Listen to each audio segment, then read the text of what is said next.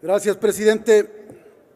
Esta iniciativa de abrogación de la ley de amnistía que presentamos los diputados Ricardo Monreal, Alfonso Durazo y el de La Voz, tiene como finalidad, además de actualizar nuestro orden jurídico nacional, llamar la atención sobre una etapa histórica del país, una etapa histórica cruenta, de guerra sucia, de persecuciones, de asesinatos y de hostigamiento a diferentes movimientos sociales, a diferentes líderes que ante la cerrazón de un régimen político que mostraba claras señales de obsolescencia, demandaron por la vía armada, por la guerrilla, por la lucha social, tratar de abrir el ostión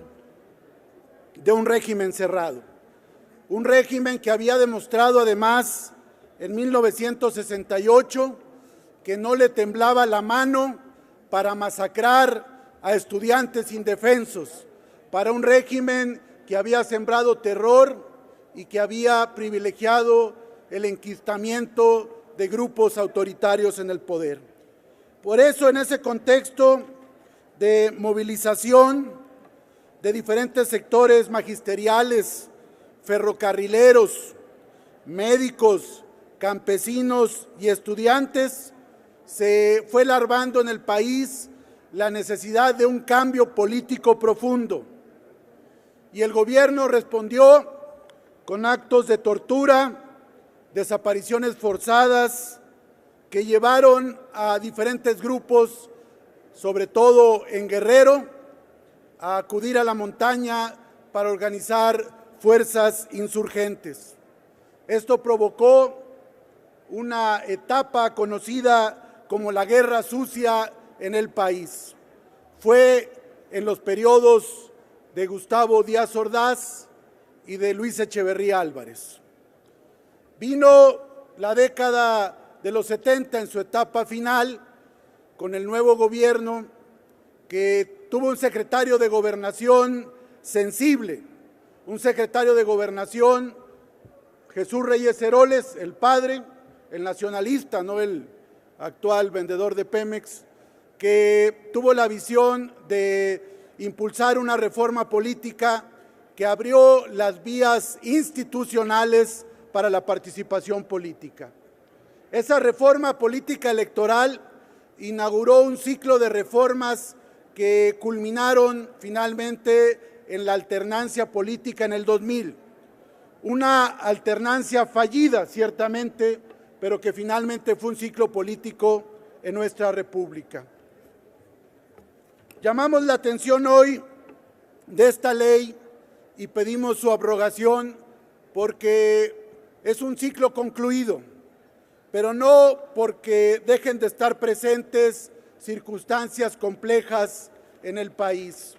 Las reformas electorales se trastocaron finalmente en reformas regresivas, la del 2007 y la del 2013, y hoy el país se enfrenta a nuevos desafíos en materia de derechos humanos y de apertura política.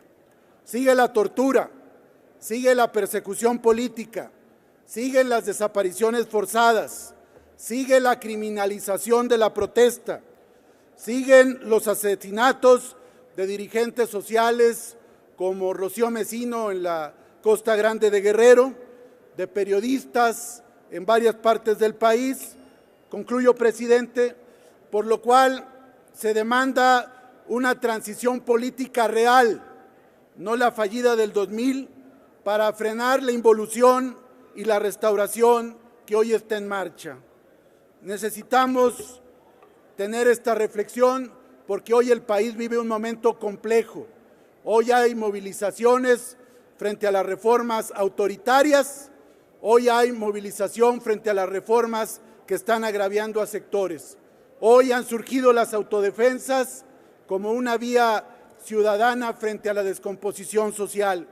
Por eso urge también una reforma constitucional para darle fundamento y base jurídica en nuestra ley fundamental a las policías comunitarias. Nosotros por eso elevamos la voz en esta tribuna para demandar un proceso real de apertura política. No es criminalizando las protestas, no es persiguiendo a los opositores y no es con ley de marchas como se va a frenar el enojo social que hoy vive el país. Es cuanto.